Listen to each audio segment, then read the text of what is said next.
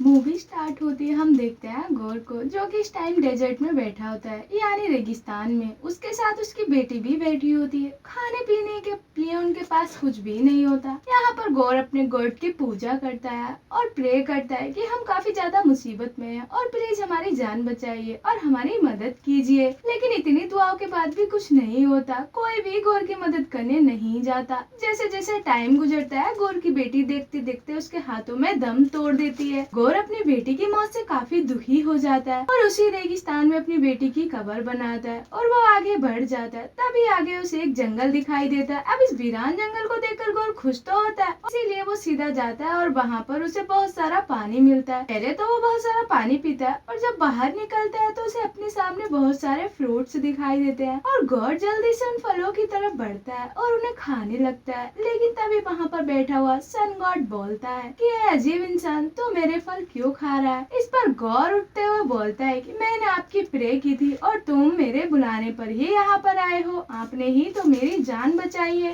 इस पर sun god कहता है कि मैं तुमको यहाँ बचाने के लिए नहीं आया हूँ, बल्कि मैं तो यहाँ आया हूँ सेलिब्रेशन करने। असल में मैंने यहाँ पर एक शॉर्ट को ढूंढा है जिसका नाम है नेक्रो शॉर्ट। वो शॉर्ट सबको फाइट करने के लिए और सबको खत्म करने के लिए है। उसकी खुशी मनाने के लिए ही मैं यहाँ पर आया हूँ। अब खुशियों का नाम सुनकर एकदम से सीरियस हो जाता है गौर, क्योंकि उसकी जिंदगी से सारी खुशियाँ जो जा चुकी थी, अब उसके पास एक बेटी ही थी जिसे वो गॉड से प्रे करके बचाना चाहता था। लेकिन अब तो उसके पास उसकी बेटी भी नहीं है, वो मर चुकी है। यहाँ पर गौर रापू से कहता है कि आपकी प्रे करने वाले, आपकी पूजा करने वाले सब खत्म हो चुके हैं, एक मैं ही बस आखिरी बचा हूँ। अब यहाँ पर तब रापू गौर से कहता है कि गॉड को खुश करने में हमेशा सेक्रीफाई करने पड़ते हैं और अगर तुम्हारी बेटी मर भी गई तो इसमें कौन सी बड़ी बात है, बल्कि यही समझो इसका सेक्रीफाई मेरे पास आ गया। और ये बात सुनकर तो गौर को बहुत गुस्सा आने लगता है और यहीं पर वो शॉर्ट यानी कि नेग्रो शॉर्ट एक ऐसी तलवार थी जिसे कि गॉड को खत्म करने के लिए बनाया गया था। वो चुपके से बड़े आराम से गौर के हाथ में आ जाती है। तलवार हासिल करने पर तो गौर वहीं पर रापू को मार देता है और साथ ही साथ वो ये कसम भी खाता है कि आज से मैं सारे गॉड्स को मार दूंगा, क्योंकि ये गॉड जिनकी हम पूजा करते हैं, जिनकी हम मन्नत करते हैं, पुकारते हैं, दरअसल ये इस काबिल है ही नहीं कि हम इनकी पूजा करें।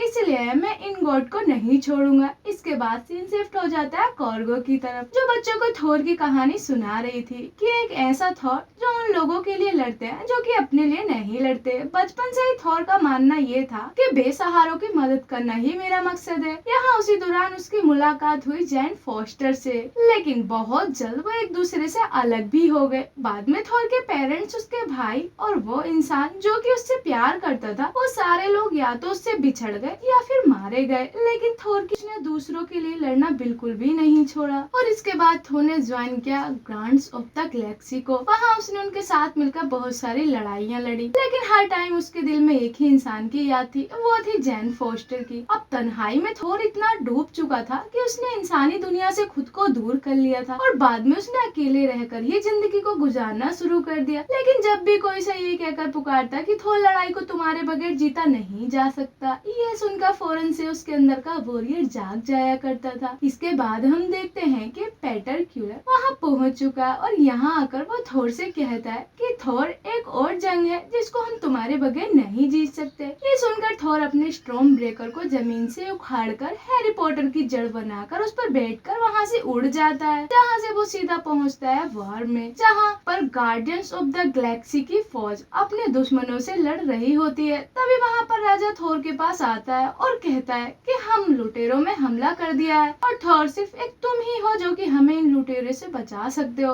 हमारी जिंदगी बिल्कुल सही चल रही थी, लेकिन आकर किसी ने हमारे गॉड को मार दिया। उसके बाद ये लुटेरे यहाँ पर आ गए और हमें लूटने लगे। उन्होंने हमारे मंदिर पर भी कब्जा कर लिया है। थॉर उनसे वादा करता है और उससे कहता है कि मैं तुम्हें ये मंदिर लौटा कर दूंगा। बाद में थॉर उठाता है अपने स्ट्रॉन्ग ब्रेकर को, जहाँ वो उसके साथ अपने पावर को कनेक्ट करता है और वो बन जाता है माइटी थॉर। यहाँ पर थॉर एक एक करके सारे लुटेरों को मार रहा होता है। एक बार तो वो ऐसा करता है, अपने दोनों लेग्स को स्ट्रेच कर लेता है और दो गाड़ियों को एक साथ ही रोक देता है। अब हालिका इतनी इतनी लंबी लड़ाई के बाद जीत तो जाता है, लेकिन इस लड़ाई में थोर का जो मंदिर होता है ये पूरी तरह टूट चुका था। इसके बाद सीन शिफ्ट हो जाता है फीमेल माइटी थॉर पर, यानी कि जेन फोस्टर पर, जो कि इस कहानी की फीमेल मैन कैरेक्टर भी है, जो कि यहाँ पर उसे 4th स्टेज कैंसर भी होता है। जेन फोस्टर को यहाँ पर डेडसी भी बैठी होती है, जो कि जेन से पूछती है कि वो कैसा है जिसे तुम प्यार करती थी, लेकिन जेन उसकी बातों को इग्नोर करती है और ज्यादा ध्यान नहीं देती, क्योंकि इस टाइम जेन और थोर का रिलेशनशिप नहीं रहा था और इन 8 सालों में जेन एक प्रोफेसर बन चुकी थी, जहाँ वो साइंस की लेक्चर देती थी और बड़ी बड़ी थ्योरीज भी दिया करती थी। इसी दौरान उसका ध्यान जाता है वाइकिन की एक किताब पर, जिसके अंदर थोर के हथियार यानी कि मेजिनोर के बारे में लिखा हुआ था। एंड यहाँ पर हमें वेलकेरी को भी देख पाते हैं, जो कि इंसानों के साथ अपने बसाए हुए घर में रह रही थी। साथ ही साथ इंसानों के साथ उसकी काफी अच्छे ताल्लुक भी बन चुके थे और आए दिन इन्हें फंडिंग भी मिला करती थी। अब यहाँ यूएस गार्ड में थोर, ऑडिन और लोकी का एक शो चल रहा होता है, जहाँ पर ये लोग अपनी अपनी परफॉर्मेंस दे रहे थे। यहीं पर ग्राउंड में थोर का वो पुराना हथियार मेजियोर पड़ा होता है, लेकिन टूटा हुआ होता है, यानी कि उसके टूटे हुए टुकड़े वहाँ पर पड़े हुए थे। जैसे जैसे जेन वहाँ पर आती है, वो सारे टुकड़े हिलने लगते हैं। ऐसा लग रहा था जैसे उनमें जान आ गई हो। इधर याकार थार को 2 बकरी गिफ्ट देता है, जिनकी थोर ने जान बचाई थी, तो वो बदले में कुछ तो देना बनता ही था। इसके बाद ये सब अपने शिप में आ जाते हैं, लेकिन पीटर जब अपने एडवांस कम्युनिकेशन को चेक करता है, तो उन्हें पता चलता है कि उनकी सारी कंट्रोल्स की मदद की जरूरत है। यहाँ पर उन्हें उनके जैसे हर कोई पुकार रहा है कि हमें मदद की सख्त जरूरत है। साथ ही साथ वो ये भी कह रहे थे कि हमारे गॉड को मार दिया गया है। इस दौरान थोर की नजर शिप पर पड़ती है, जो कि थोर की बेस्ट फ्रेंड थी। इसे देखकर थोर अपने बाकी साथियों से कहता है कि हमें सिर्फ और बाकी देशों को बचाना होगा। ये सुनकर पीटर कहती है, थोर से कहती है कि और भी तो लोग हैं, और भी तो कंट्रीज हैं जिन्हें हमारी जरूरत है, क्यों ना हम अलग अलग जाकर उनकी मदद करें।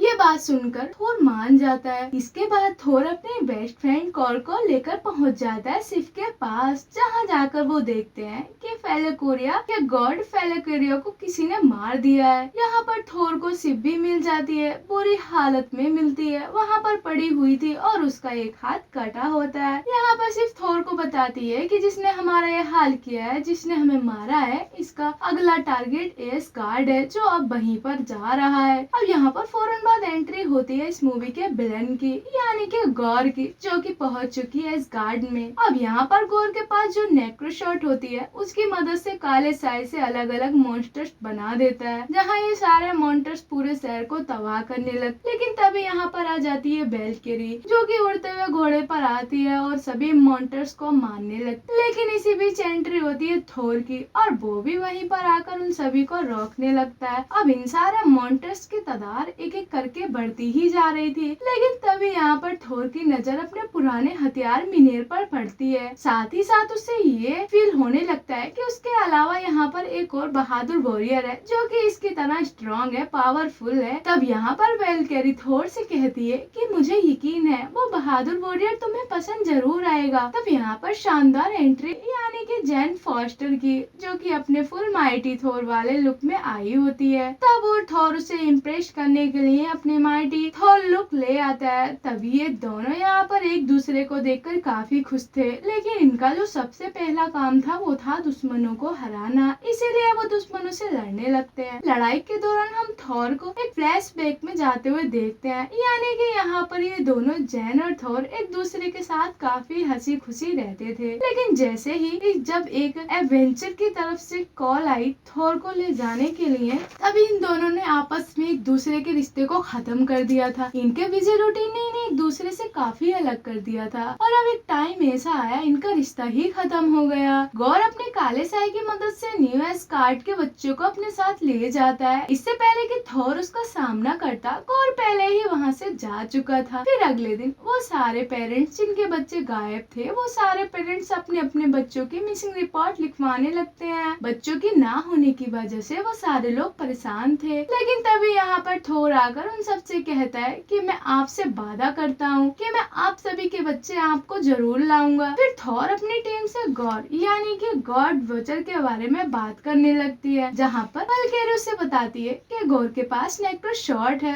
नेक्रो शॉट एक ऐसी तलवार है जो कि सारे गोड्स को बड़ी आसानी से मार सकती है, और तो और उसमें इतनी ताकत है कि वो काले साए से सारे मॉन्स्टर बना सकती है। तब यहाँ पर जेन उनसे पूछती है कि ये आखिर ये नेक्रोशॉट है क्या। तब यहाँ पर थोर उसे एक्सप्लेन करता है और बताता है कि नेक्रोशॉट एक ऐसी तलवार है जो कि टाइम के साथ साथ अपना ऑनर बदलती आई है, और ये तलवार जिसके हाथ में भी होती है ये पूरी तरह से उस इंसान को करप्ट बना देती है। इतनी ही देर में हॉल ग्रेप्स के बेटे एस्टेरॉयड यहाँ पर आती है, जो कि इनसे कहता है कि गौर बच्चों को अपने साथ ले गया और मैं भी इन बच्चों में शामिल हूँ। तभी यहाँ पर थोर एस्टेरॉयड से पूछता है कि आखिर तुम सारे बच्चे इस टाइम कहाँ पर हो। तब ये सुनकर एस्टेरॉयड बताता है कि मुझे अपनी पावर्स ठीक तरह से इस्तेमाल करनी नहीं आती। तब यहाँ पर थोर उसे आंखों की पावर्स पर फोकस करने के लिए कहता है। तब इसकी पावर की मदद से थोर वहाँ पर पहुँच जाता है जहाँ पर बच्चे हैं। यहाँ पर बच्चे थोर को देखकर काफी खुश होते हैं और उनसे कहते हैं कि प्लीज हमारी मदद करो और हमें बचा लो, हमें प्लीज अपने पेरेंट्स के पास जाना है। तब थोर उन बच्चों से कहता है कि मैं सचमुच में आपके पास नहीं हूँ, मेरा सिर्फ माइंड यहाँ पर है। थोर कहता है उन बच्चों से लेकिन मैं तुम अपने साथियों को बताता है कि गॉड ने अपने उन बच्चों को उस स्थान पर रखा है जहाँ पर रोशनी का तो नामो निशान ही नहीं है, हर तरफ अंधेरा ही अंधेरा है। और अगर गॉड जमीन पर आकर इतना पावरफुल था तो स्पेस के काले साए में तो उसकी ताकत और बढ़ जाएगी। तो उसी वजह से गॉड को हराने के लिए हमें एक टीम चाहिए जो काफी पावरफुल और काफी स्ट्रॉन्ग हो। और अब ये लोग अपनी टीम को बढ़ाने के लिए गॉड्स के महल में जा पहुँचते हैं, और ये महल जमीन पर नहीं होता बल्कि दूर ऊपर आसमान में होता है। वहाँ पर हम बहुत सारे गॉड्स को देखते हैं, पत्थर के गॉड्स, मोमोस के गॉड, यहाँ तक कि फीलिंग के गॉड, और इन्हीं में एक गॉड शामिल हो चुका और वो था तूफानों का गॉड। और वो गॉड कोई और नहीं बल्कि थॉर था, यानी कि द गॉड ऑफ। फिर ये लोग किसी तरह अपना भेष बदलकर किसी तरह अंदर पहुँच जाते हैं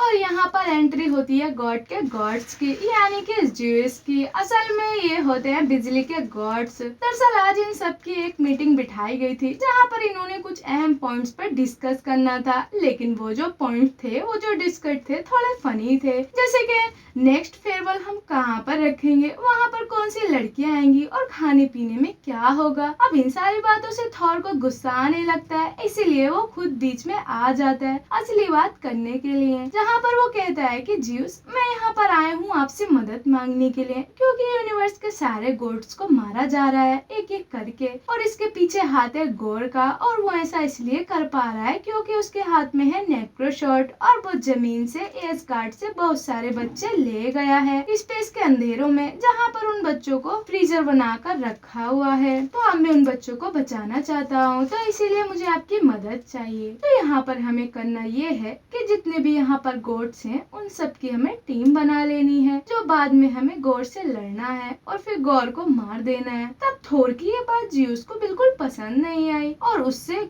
गुस्सा आ जाता है, और ज्यूस को दिखाने के लिए थोर अपने कपड़े निकाल देता है, और तब ये देखकर ज्यूस को ये पता लग जाता है कि ये तो थॉर है जो कि आया है असल में एस्गार्ड से। तब ज्यूस कहता है थोर से कि एस्गार्ड की प्रॉब्लम एस्गार्ड ही जाने, इसीलिए इस सारे सिलसिले में मैं तो आपकी मदद नहीं कर सकता। तभी दूर बैठी वेलकेरी और जेन फोस्टर ये सोचने लगती है कि ज्यूस के हाथ में तो थंडरबोल्ट है, अगर वो मिल जाए तो बड़ी बहादुर से हम गॉड से लड़ सकते हैं। इसीलिए थंडरबोल्ट को हासिल करने के लिए सबकी फाइट यहाँ पर गॉड से हो जाती है। यकीन मानिए ये फाइट इतनी कमाल की है कि मजा आ जाएगा, क्योंकि थॉर और उसकी टीम मिलकर सारे गॉड्स से लड़ रहे होते हैं। लेकिन तभी यहाँ पर जीएस अपने थंडरबोल्ट से हमला करता है, लेकिन थॉर भी तो किसी से कम नहीं, आखिर बॉबी तो गॉड ऑफ थंडर है, इसलिए वो इस थंडरबोल्ट को पकड़ता है और थॉर उल्टा ही हमला ज्यूस पर कर देता है, जिसकी वजह से ज्यूस यहीं पर ही घायल हो जाता है। इधर इस फाइट में कॉर की पूरी बॉडी भी डिस्ट्रॉय हो चुकी थी, लेकिन ये लोग बिल्कुल ठीक टाइम पर बकरों की मदद से वहाँ से निकल जाते हैं। इसके बाद ये सारे लोग पूरी तरह से तैयार थे गौर के पास जाकर उससे लड़ने के लिए, लेकिन फिर एक मुसीबत वहाँ तक जाने का रास्ता काफी लंबा था और थॉर उन रास्तों पर काफी अंधेरा भी होता है, और तब थॉर और जेन एक दूसरे के साथ अच्छा वक्त गुजार रहे थे। अब क्योंकि दोनों 8 साल से एक दूसरे से दूर थे, इसीलिए वो अपनी गलतियों पर एक दूसरे से माफी मांगते हैं। यहाँ पर जेन ये भी कहना चाहती है कि मुझे 4th स्टेज कैंसर है, लेकिन और वो ये बात थॉर को नहीं बता पाती है, और उसके मुंह से ये बात निकलते निकलते रह जाती है। और अब इनका ये शिप पहुँच जाता है गॉड के प्लेनेट पे, जहाँ सिर्फ अंधेरा था, ये अंधेरा इतना पावरफुल था कि वो सारी रोशनी को ही खत्म कर देता है। अब यहाँ पर हमें थोड़ी देर के लिए मूवी ब्लैक एंड व्हाइट दिखाई देती है। वहाँ पहुँचने के बावजूद भी न वहाँ बच्चा कहीं पर भी नहीं दिखाई दे रहे थे। लेकिन तब यहाँ जेन की नजरें एक बच्चे की ड्राइंग पर जाती है और ये ड्राइंग होती है इंटरनिटी की। वहाँ पर पहुँचने के लिए एक दरवाजा खोलने की जरूरत थी और वो दरवाजा खुल सकता था सिर्फ और सिर्फ स्टॉर्म ब्रेकर की मदद से ही। और तभी यहाँ जाकर जेंग ये बात समझ पाती है कि असल में सारी की सारी गॉर की प्लानिंग थी ताकि थॉर यहाँ पर आ सके और साथ ही साथ उसका स्टॉर्म ब्रेकर भी यहाँ पर लाए ताकि वो स्ट्रॉन्ग ब्रेकर की मदद से एंटरनिटी के दरवाजे को खोल सके। तब ये जानने के बाद जेन स्टॉर्म ब्रेकर को काफी दूर फेंक देती है। तभी यहाँ पर एंट्री होती है मूवी के विलन की यानी के गॉर की, जो कि अपने काले साये की मदद से इन तीनों को ही फ्रीजर बना लेता है। जहाँ पर बाद में आकर वो थॉर से पूछता है कि जल्दी बताओ तुम्हारा स्टॉर्म ब्रेकर कहाँ पर है, मुझे वो चाहिए, मुझे उसकी सख्त जरूरत है। और यहाँ पर अपनी ताकत की वजह से ही थॉर का हाथ खोलने की मदद करता है। लेकिन थॉर भी अपनी पूरी पावर लगा देता है, अपनी मुट्ठी को बंद ही रखता है। अब यहाँ पर गोर ये बात जानता था कि थॉर अपने लिए नहीं हमेशा ही दूसरों के लिए लड़ता है और इसलिए अब वो अपना शिकार बनाता है जेन को और वैल्केरी को। वो इन दोनों को जान से मारने की कोशिश करता है, जिसकी वजह से न चाहते हुए जैसे स्टॉर्म ब्रेकर थॉर के पास आता है तब यहाँ पर काफी बड़ा ब्लास्ट हो जाता है, जिसकी वजह से होता यह है कि वो तीनों ही आजाद हो जाते हैं। लेकिन तब यहाँ पर होता यह है इन सब के बीच फाइट होने लगती है और तब यहाँ पर थॉर अपने स्टॉर्म ब्रेकर की मदद से अपने जाने का रास्ता खोजता है। लेकिन वहाँ जाने से पहले ही गोर स्टॉर्म ब्रेकर को पकड़ लेता है और उसे हम जमीन पर पहुँचता है और की ये बात पता लगती है कि वो उनका स्टॉर्म ब्रेकर उसी के पास रह गया यानी कि गौर के पास। अब इस पूरी लड़ाई में जेन काफी जख्मी हो चुकी थी और तभी थॉर जेन के पास आता है और उससे कहता है कि मेरी बात गौर से सुनो, तुम्हें जितना काम करना था कर लिया, अब टर्न मेरा है। मैं वहां जाऊंगा और गौर को मार दूंगा और तुम मुझसे वादा करो कि तुम दोबारा म्योनोर को नहीं उठाओगी। अब इसके बाद सीन शिफ्ट हो जाता है गौर की तरफ, जिसके एक हाथ में होती है नेक्रोथॉर और दूसरे हाथ में होता है थॉम का स्ट्रॉन्ग ब्रेकर, जिसकी मदद से वो इटालियन की नहर के पास पहुंच जाता है। फिर स्ट्रॉन्ग ब्रेकर की मदद से उसका दरवाजा खोलने की कोशिश करता है, लेकिन इतने में यहाँ पर पहुंच जाता है थोर, जिसके पास जैसे उसका थंडर बोल्ट था। और अब यहाँ पर इन दोनों के बीच एक शानदार फाइट को देख पाते हैं। यह फाइट सच में काबिल तारीफ है क्योंकि दोनों ग्रेट वेपन्स के पास ग्रेट वॉरियर्स थे। गौर को रोकने के लिए अपनी बची हुई पावर्स उन बच्चों को दे देता है। अब होता है कि सारे बच्चे बदल जाते हैं थॉर में। अब सारे बच्चे मिलकर सामना करते हैं उन सारे मॉन्स्टर्स का, लेकिन यहाँ पर गौर और भी भारी पड़ रहा था। इस वजह से अब उसे बचाने के लिए यहाँ पर पहुंच जाती है फीमेल माइटी थॉर यानी कि जैन फॉस्टर का इस्तेमाल करके